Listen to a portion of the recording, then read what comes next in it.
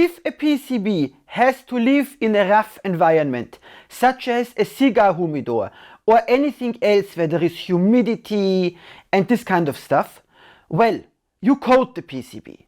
But normally, coating causes thermal problems because the heat dissipation is much less efficient.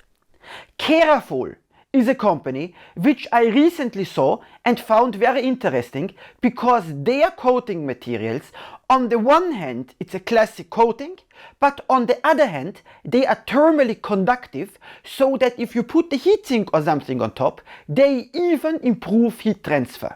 And here is a little interview which I made with them, which gives an overview of the company, how you can use their materials to improve the reliability of your PCBs, and just a few other general topics such as minimum order quantity.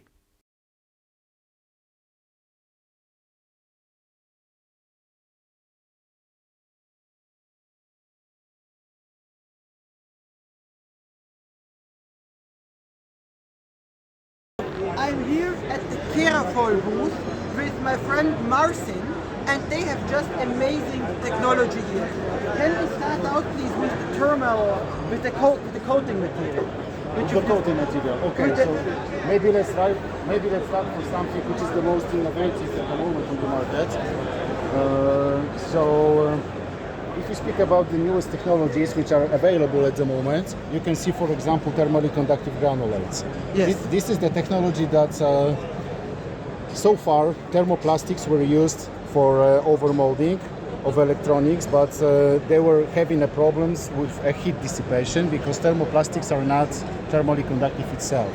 So we decided to make some modifications of the material. We have created a thermoplastic which is at the same time thermally conductive. So now when you have to think about thermal management, when you have to overmold the PCB, when you have to use some protection, you can also think about this stuff in a three-dimensional shape form. Okay. So this is how it works.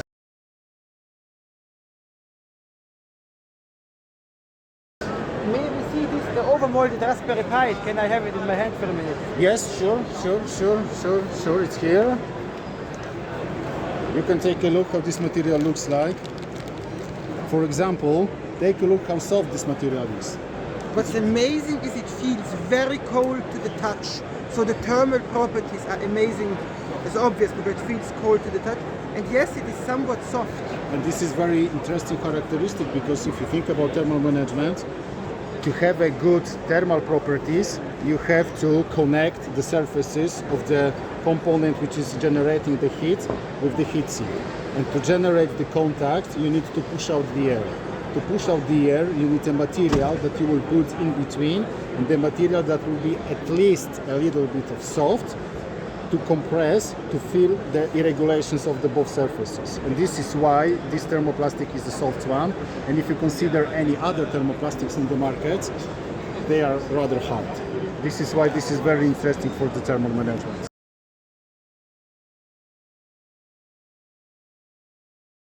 What's the temperature for potting? It's not potting. If you think about overmolding, you are considering the temperature, the flowing temperature of the material. So what is the temperature to make the material flow? It's 175 degrees, which is more or less the same like in any other thermoplastics. Okay. So basically any other thermoplastic process can be upgraded to this? In terms of process, yes.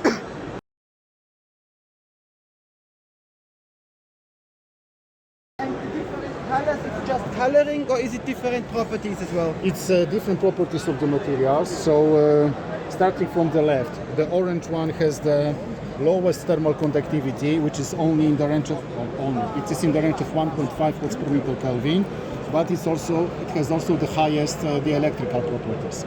The orange color came from the automotive market because whenever you have a high voltage in automotive, like on the connectors between bus bars or high power voltage cables, you need to have something which gives you the warning that this is a very high voltage. This is why we have used the orange color, because this is the requirement. Then you have the gray one, which has 2 watts per meter Kelvin, and then we have the pink one, which is 2.5 watts per meter Kelvin. So this is mainly the difference. The colors are totally, two other colors are random. because color itself is something that you can define easily or you can change easily. So. Okay.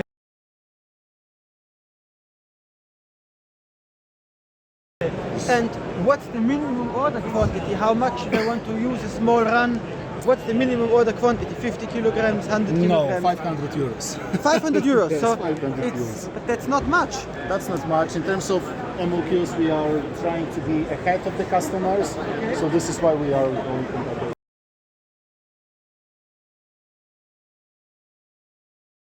And here if I see the 3D printer, so this is a slightly modified unit. Yes. What did you have to change to make it work? Okay, so what we have done, the problem with our KeraMold material is that it's very hard or not even possible to make a filament out of that. Yes. Or if you make a filament, it's a little bit too soft or too cracky to be used in most of the 3D printers. Yes. So what we have done, we have used 3D printer to print a new 3D printer. And this new 3D printer that we have printed, we can already process the KeraMold material. The technology is a little bit different, so we are not using filament here. We are putting the granulate to this chamber. The granulate is being melted, so it's more like an extrusion process, but this extrusion process is done by the 3D printer. So again, for the prototyping, you can have any shape you want to. And if I want to use such a printer, I have to buy it or rent it, or how does it work? I have no idea. I have to ask my colleague if he can design another one. So this is your own in-house machine? Yes, exactly.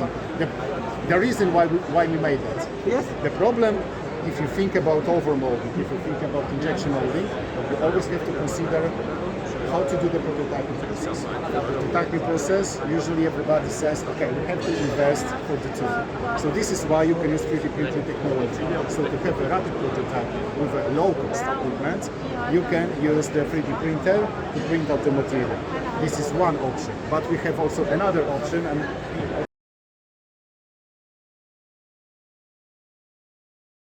I'll show you here.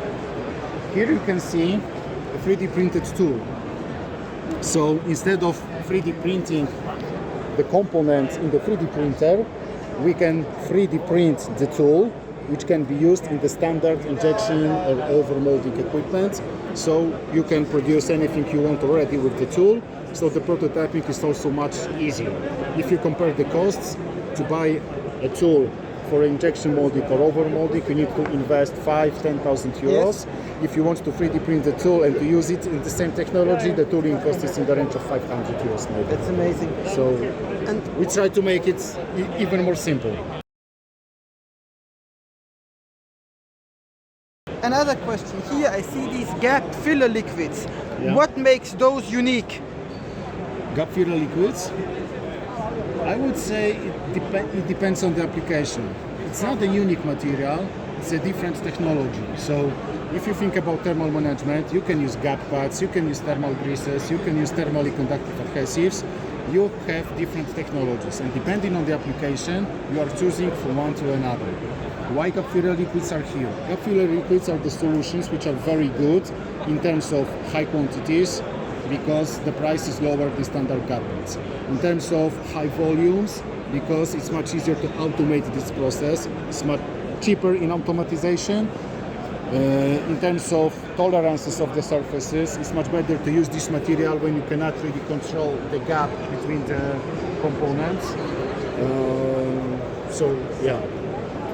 And I'm going to say thank you very much, and I assume the minimum order quantity here is also 500 euros. 250 in this case. Oh, 250? Yes. But that's amazing. Yes. Then I'm going to say thank you so much. It was a